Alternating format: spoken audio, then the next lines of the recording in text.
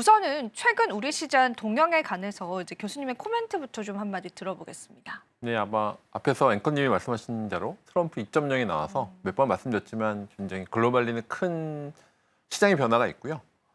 국내는 여러 가지 시국이나 그런 것 때문에 좀 가버넌스가 좀 중요한데 몇 번 말씀드렸지만 이거 좀 중요한 가버넌스를 잘 잡았으면 좋을 것 같긴 한데 그런 게 좀 아쉽긴 한데 아마 어쨌든 저희 뭐 블록체인 시장 글로벌 시장인 거니까 아마 투자자분들이나 관련된 분들이 저희 시국은 시국이지만 또 저희가 또 글로벌 시장에 접근할 수 있도록 준비를 많이 하는 게 중요할 것 같습니다.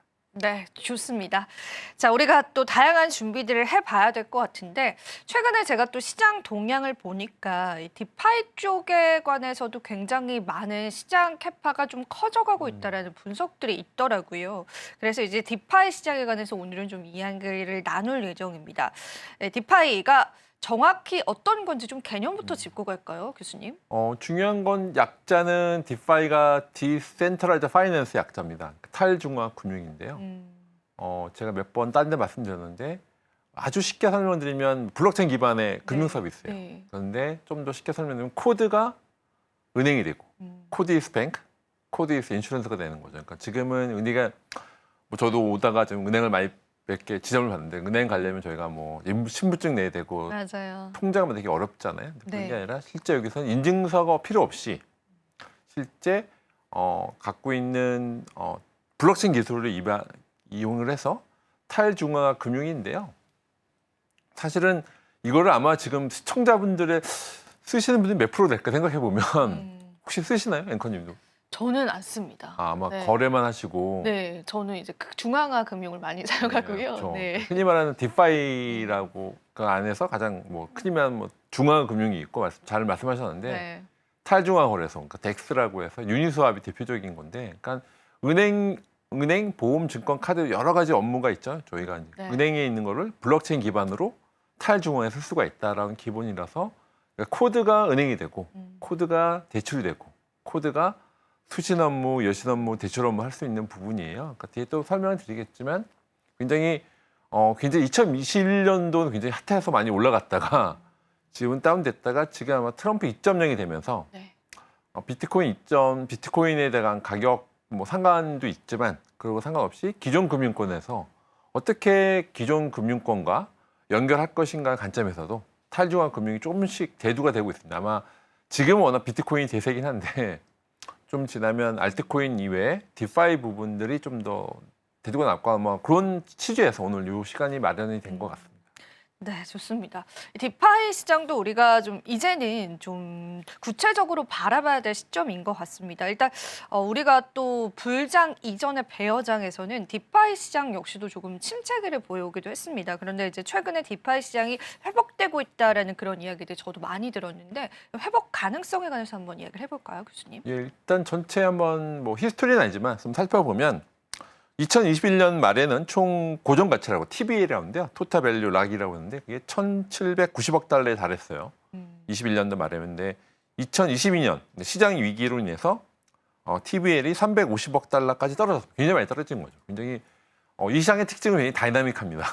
굉장히 변동폭이 뭐 마찬가지로 디파이 시장도 굉장히 350달러 많이 떨어져서 근데 하지만 2023년 중순 이후로 TBL이 다시 520억 달러로 상승되면서 회복의 길을 보이고 있고 저희 지금도 약간 업앤다운이 있긴 합니다만 이는 디파이가 지금 우리나라 시장에서는 아마 우리나라 법적인 거 막혀 있긴 한데 글로벌리 보면 지금 우리나라 유저 중에서도 크립토 씬에서 크립토를 잘 하시는 분들은 사실은 아까 앵커님이 말씀하신 중앙화 거래소 쓰는 분이 있지만 유니스왑이라든지 덱스라고 하는 부분들에서 있어서 사실은 투자들한테 여전히 매력적인 시장을 나타낼 수 있습니다. 그러니까 지금 아직은 이제 일반 유저분들은 아직 좀 생소할 수가 있는데 크립토 씬에서는 굉장히 뭐 저는 이제 기술 관점에서 몇 번 저도 이제 테스팅 해보긴 했는데 그래서 여전히 매력적인 시장이라 볼 수가 있고요. 디파이 시장이 발달되는 이유 중에 하나는 약간 그러니까 기술적 혁신이 있고요. 그리고 근데 글로벌 시장에서의 이제 변화가 있습니다. 이제 블록체인 기술과 발달이 돼서 뭐 스마트 계약이라고 그러니까 진짜 어떤 조건이 만족된 스마트 계약이 굉장히 효율성이 높아져서 디파이에서도 그 연결이 되어 있고요. 또한 이제 규제 환경의 변화, 특히 이제 금융 서비스에 대해서 규제가 강화되면서 우리 나는 너무 규제가 심해서 규제가 심하지 않은 디파이, 덱스로 할 거야라고 하는 분에서 이런 중개자 없이 금융 거래가 가능한 디파이의 필요성이 더욱 강조가 되고 있었습니다. 그래서 투자자들은 뭐 디파이 회복 신호를 여러 가지 지표를 통해서 확인할 수가 있습니다. 예를 들어서 전체적인 유동량 변화 부분에서 TBL에서 토탈 밸류 락이라고 했습니다. 그게 자체가 총 그 TBL 자체가 올라갔다고 하는 거는 그만큼 활성화됐다는 얘기거든요. 그래서 그리고 신규 프레이트의 숫자 그리고 커뮤니티 활성화를 봤을 때 현재는 디파이가 회복성이 있다고 보는 게 그러니까 지금 뭐 TBL 자체도 올라갔고 신규 프로젝트라든지 그리고 커뮤니티 활성화를 봤을 때 현재는 디파이가 트럼프 2.0에 이어서 그런 힘도 있고 그 앞에 말씀드린 TBL, 커뮤니티 그리고 프레이트 숫자를 봤을 때 현재는 회복성이 높아지고 있다. 완전 회복될 거야라고 얘기하기에는 약간 좀 워낙 변동성이 커서 조심스러울 수 있는데요. 현재는 그런 디파이에 대한 가능성 그리고 디파이에 대한 회복 가능성이 높아졌다고 보는 게 맞을 것 같습니다. 네, 좋습니다. 일단은 여러 가지 또 지표상으로 우리가 또 디파이 시장의 회복 가능성들을 알 수가 있었는데 일단 디파이다라고 하면은 우리가 탈종황하다라는 부분들에 관해서는 다들 이해를 하시는데 실제로 이게 어떻게 활용이 되고 또 기술의 트렌드를 가지고 있고 또 어떤 플랫폼에서 활용이 되는지 그런 실생활과의 접목 부분에서는 다들 좀 의문점이 남으시는 것 같아요. 그래서 그 부분에 관해서 오늘 교수님께서 좀 네. 설명을 해주시면 도움이 많이 될 것 같습니다. 네, 사실은 이건 직접 해봐야 제일 좋긴 한데요. 아마 지금 우리나라 이제 뭐 현재 업비트 빗썸을 쓰셨던 분들은 많으실 것 같아요. 근데 지금 현재 제일 중요한 거는 이걸 가장 체감해 볼 수 있는 건 유니스왑을 아마 들어보셨던 분들이 계실 것 같은데요. 가장 대표적인 탈중앙 이제 거래소죠. 유니스왑. 재밌는 말씀을 드리면 유니스왑이 만들어진 계기가 우리나라에서 생긴 거예요. 외국 사람인데 KBW라고 큰 행사가 있었어요. 그래서 이분이 KBW 유니스왑 만드신 분이 이제 와서 어슬렁어슬렁 되다가 비탈레 부텔레를 만나서 그때 유니스왑 아이디어를 얘기했는데 그러면 비탈레 부텔레 듣더니 괜찮은 것 같아? 내가 도와줄게, 투자할게. 네. 그래서 만들어진 거예요. 그래서 그렇게 사실은- 해서 된 거군요. 네. 네, 그걸 잘 모르는 사람들이 많으실 텐데. 그렇네요. 네. 근데 어쨌든 여러분들이 이런 유니스왑이라고 하는 대표적인 디파의 대표적인 탈중앙 거래소인 유니스왑을 써보시는 게 제일 좋을 것 같아요. 그러니까 사실은 설치하는 것들을 이제 프랙티스 해보시면 좋을 것 같아요. 그러면 대표적인 게 유니스왑 아부가 있고요. 유니스왑은 이제 탈중앙 거래소로 봤을 때 유동성을 자동으로 제공해서 사용자들이 중앙화된 중개 없이 거래를 진행할 수 있습니다. 뭐 AMM이라고 하는 그런 메커니즘이 있는데 곡선이 이렇게 반비례 되는 게 있어요. 이제 그렇게 해서 뭐 이런 뭐 설명을 다 드리는 시간은 아닌데 현재는 어쨌든 기본적인 AMM이라 해서 기초적인 수학 공식으로 돼 있습니다. 굉장히 아주 대표적인 XY는 상수로 돼 있어서 사실 반비례되는 이렇게 그래프가 있는데 그런 AMM 수학적 메커니즘이 있는데 이런 원리를 갖고 유니스왑이 이런 중개자 없이 거래를 진행할 수 있도록 만든 거기 때문에 유니스왑 지금 버전 3까지 나와 있긴 한데요. 일단 현재는 버전 3하고 버전 1이 다르긴 합니다. 여러분들 일단 유니스왑을 직접 한번 경험해보는 게 제일 좋을 것 같아요. 그러니까 좀 앵커님도 그렇고 네. 시청자분들 일단 디파이가 너무 어려운 것 같아. 근데 유니스왑을 한번 설치해 보시고 써보시는 게 거기서는 가장 뭐 나는 비트나 아니면 이더리움이나 다른 관련된 크로스 체인이나 아니면 관련된 프로젝트들 그러니까 이게 쌍으로 페어링돼 있다고 하는데요. 그렇게 한번 나는 예를 들면 뭐 비트코인과 이더리움을 섞어서 하는 페어링되는 그런 상품들이 나와 있는데 사실은 한번 직접 그거는 그래서 사실은 우리나라 전에 있던 K코인도 사실은 덱스를 많이 했었죠. 왜냐면 업비트나 빗썸으로 상장이 어려우니까 일단 유니스왑에 상장 많이 시켰거든요. 그런 식인 것처럼 페어링해서 움직이는 수 있는데 제일 좋은 거는 한번 직접 한번 설치해 보시는 게 제일 좋을 것 같아요. 대표적인 게 유니스왑이다라고 보시고요. 아부는 대출 플랫폼이에요. 대출은 우리 은행에서 만약에 대출을 받잖아요. 네. 부동산 담보를 하든지 그래서 대출 플랫폼에서 사용자들이 자산을 빌려줄 수 있는 기능을 제공합니다. 이 두 플랫폼은 각각 유동보험자, 리퀴드 풀이라고 해서요. LP, 그리고 대출 사용자를 니즈를 충족시킬 수 있고요.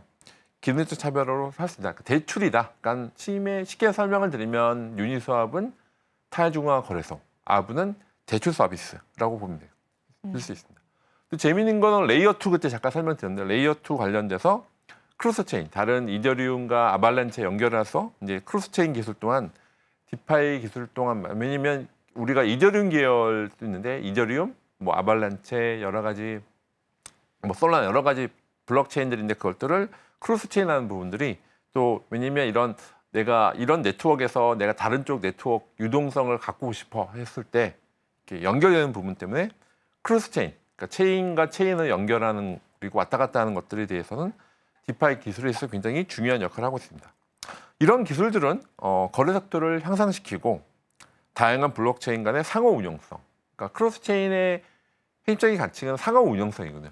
다른 비트코인, 이더리움 여러 가지 체인과 상호 운용성, 서로 연결할 수 있다고 하는 부분들에서 개선해서 디파이의 생태계를 넓힐 수 있는 거죠. 쉽게 말하면 뭐 은행 하나만 하는 것보다 A은행, B은행, C은행 서로 거래해야 더 확장이 되는 것처럼 마찬가지 원리로 생각하시면 될 것 같습니다. 그래서 예를 들어서 뭐 스타크넷이나 레이어 2 같은 플랫폼들은 거래 비용을 줄이고 거래 속도를 높여서 디파이의 사용성을 높이고 있다라고 보일 수 있습니다. 그래서 디파이 2.0이라고 새로운 개념들이 나왔는데 이런 디파이 프로토콜의 한계를 극복하고 보다 발전된 형태. 그래서 사실은 디파이가 아직은 위험한 것 같은데 사실은 그런 포인트가 있긴 한데요. 그래서 이런 여러 가지 유동성 공급을 목표로 하고 그래서 새로운 트렌드 자체는 그래서 디파이가 여러 가지 뭐 쉽게 말하면 기존에 있었던 금융 서비스가 타일 중앙화되는 부분이다. 그래서 가장 대표적인 게 유니스왑, 아부가 있고 은행, 보험, 증권, 카드 여러 가지 다양한 부분들에서 사실은 그래서 기존 금융권에서도 이런 타일중앙 금융을 채용을 해서 기존 금융과 타일중앙 금융을 연결하고 융합하는 것들은 뭐 JP 모건, 골드만삭스, 월스트리트 모두 있는 유명한 회사들은 다 이렇게 움직인다 보시면 됐고요. 재밌는 거는 그때 말씀드린 스타벅스나 이제 이런 웹2 회사인데 스타벅스가 더 이상 카페 회사가 아니에요. 사이렌 오더 혹시 쓰시나요? 네, 저는 씁니다. 은행이라고 네, 하시면서. 그 사이렌 네. 오더 금액을 다 합치면 이미 중상 은행이 됐어요. 그러니까 사실은 그래서 스타벅스가 NFT나 이런 디파이 기술들을 어드옵션을 할 계획도 있거든요. 사실 내부에. 실제로 스타벅스는 NFT도 활용을 하고 있잖아요. 오디세이나 네. 그런 것들이 네. 있어서 원래 사이렌 오더를 글로벌리 하려고 했는데 네. 법적인 것 때문에 잘 안 되고 있는데 아마 이런 식으로 웹2 회사들 많은 대기업들도 이런 디파이 기술을 어덥션 채용을 해서 기존 서비스에 탈중앙 금융을 접합시키려고 하는 굉장히 확장이 될 거라 예상이 되고 있습니다. 말씀해주신 것 중에 유니스왑 같은 경우에는 우리 일반 투자자분들도 활용을 하실 수 있는 부분이다 보니까 한번 좀 활용을 해보시면 좋을 것 같고 여기서 이제 크로스체인이다라는 용어가 나왔는데 어렵게 생각하실 게 아니라 코인과 코인을 교환하는 거잖아요, 사실상. 네. 이제 그런 것들 여러분들이 디파이의 생태계 플랫폼을 통해서 한번 이용을 해보시면은 이 디파이 생태계가 조금 더 와닿지 않을까 싶습니다. 그래서 너무 좀 멀게만 느껴지는 그런 플랫폼이지만 한번 활용을 해보시면 좋을 것 같고 실제로 유니스왑은 굉장히 유명하기도 하죠. 그래서 토큰 자체도 약간 주목을 받고 있는 상황이기 때문에 여러분들 교수님 이야기 좀 잘 참고를 해보시면 좋을 것 같습니다.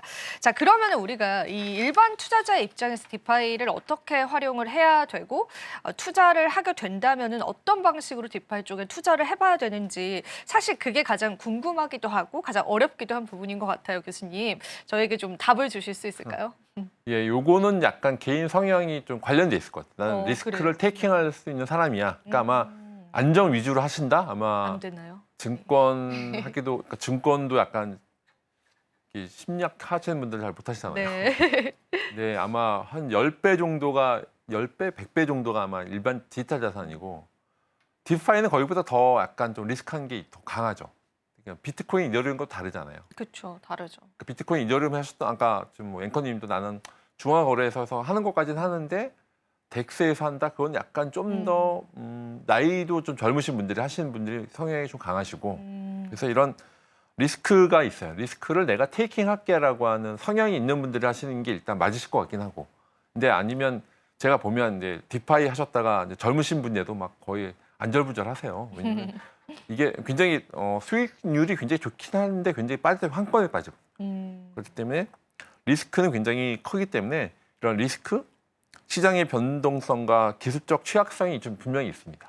그리고 사실은 아까 크로스체인에서 사실은 디파이가 해킹을 또 많이 당했거든요.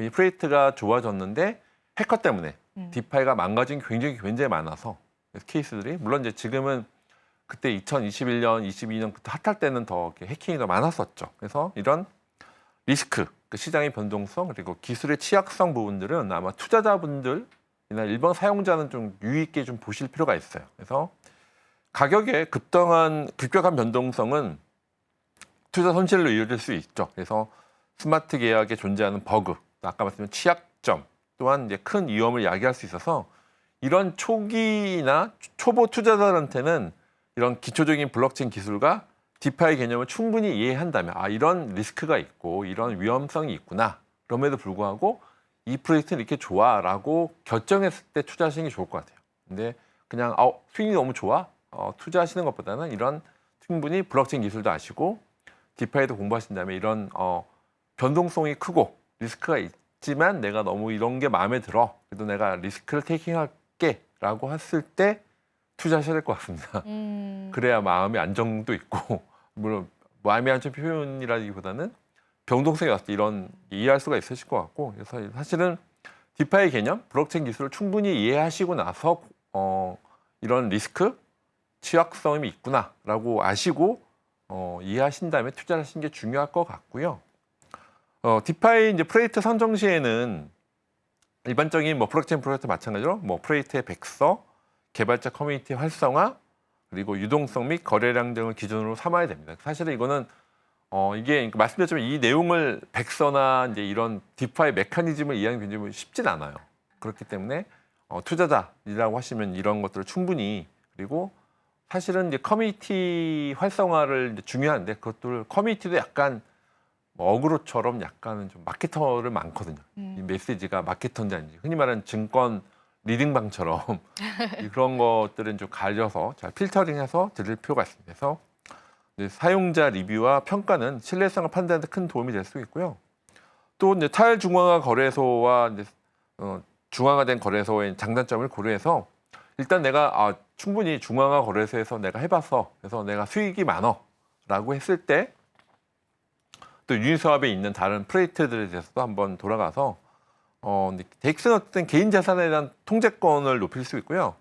CX는 좀 편하죠. 오더북 중심으로 해서 UI, UX가 편하긴 한데 사용자 편의성을 제공하는데 약간 이제 사상 자체가 다릅니다. 중앙거래소하고 다르기 때문에 그래서 이런 여러 가지 종합들을 보셔야 될 것 같고 마지막으로 디파이 플랫폼에서 보안 문제는 굉장히 지속적으로 제기되고 있습니다. 사실은 디파이에서 아까 말씀드린 크로스 체인이나 중간에 연결고리들이 많이 공격을 많이 받아서 해킹을 많이 당했기 때문에 보안 문제는 지속적으로 제기될 수 있고요. 많은 디파이 플랫폼에서 최근 보안 감사나 보험 체계를 도입하면서 보안 문제를 해결하려고 왜냐하면 트러스트가 중요하잖아요.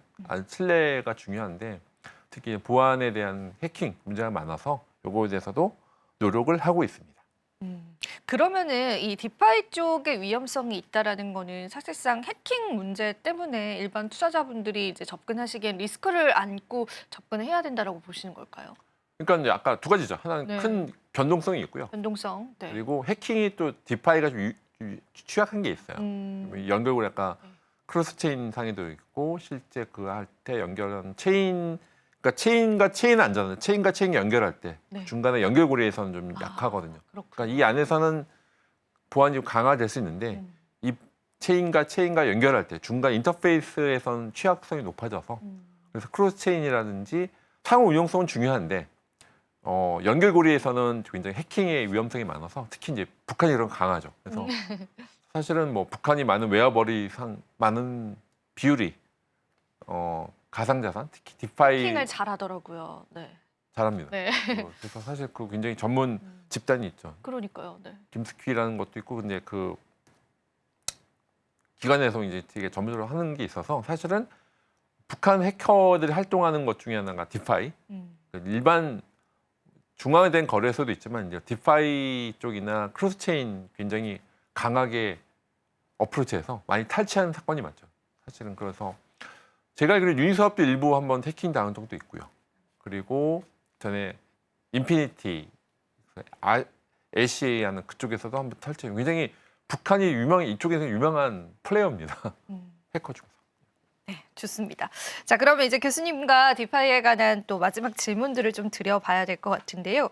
일단 글로벌 관점에서의 디파이 시장 전망과 또 미래에 관해서도 어떤 모습을 디파이가 보여줄지 마지막으로 한번 질문 드려보겠습니다. 그러니까 디파이 시장 발전은 이제 특정 국가에 좀 집중되는 경향이 일부 있어요. 왜냐하면 뭐 미국, 뭐 한국, 중국 등 이제 이런 디파이 프로젝트들이 선두주자로 자리 잡고 있고요.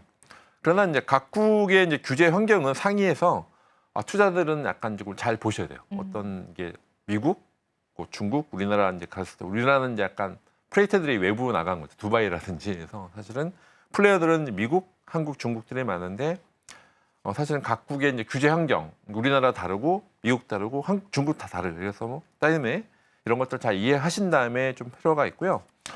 글로벌 경제 부분들 이번에 트럼프 2.0이 나오면서 하면 이게 좀 이제 약간 관전 포인트인데 비트코인 전략 자산도 친 크립토가 되면서 디파이 시장도 변화가 있을 것 같습니다. 사실은 그거는 지금 속단하기는 어려운데 아마 오늘 주제가 디파이니까 디파이 변화가 오래 있을 것 같아요. 그런 것들이 좀 여러분들 좀 관전 포인트를 갖고 좀 보시면 좋을 것 같아요. 네, 좋습니다. 그러면은 저희가 또 앞으로의 미래에 관해서 조금만 더 이야기를 들어볼 수 있을까요, 교수님?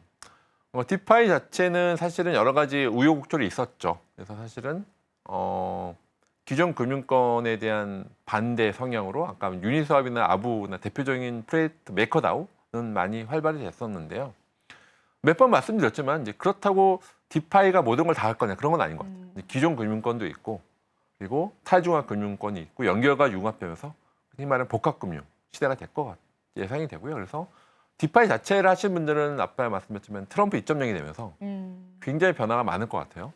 그리고 스테이블 코인하고 연결고리라든지 그런 부분에 대해서는 사실 저조차도 트럼프 2.0이 되면서 이 디파이가 어떻게 임팩트를 줄 것인가에 대한 저도 리서치 하겠지만 변화가 많아서 그건 또 투자자분들이라면 더 유의 깊게 코인 뉴스는 열심히 이제 시청도 네. 하시면서 좀 감각을 굉장히 좀 안테나를 역시 높게 세우셔야 될 것 같습니다. 변화가 굉장히 많은 시대가 될 것 같습니다. 네, 좋습니다. 자, 이렇게 해서 교수님과 함께 디파이에 관한 이야기들 들어봤습니다. 우리가 또 우리 시장에서 주목을 많이 받고 있는 분야이긴 하지만 변동성과 또 해킹 리스크들은 있다라는 부분들 체크를 해보시고요. 어떻게 디파이를 활용해 볼 수 있을지 저희가 오늘 그 힌트들 드렸기 때문에 여러분들 잘 복귀해 보시면 좋겠습니다. 자, 오늘은 저희가 여기서 인사드리도록 하고요. 도움 말씀 주신 교수님과 인사부터 나눠보겠습니다. 교수님 오늘도 도움 말씀 고맙습니다. 감사합니다.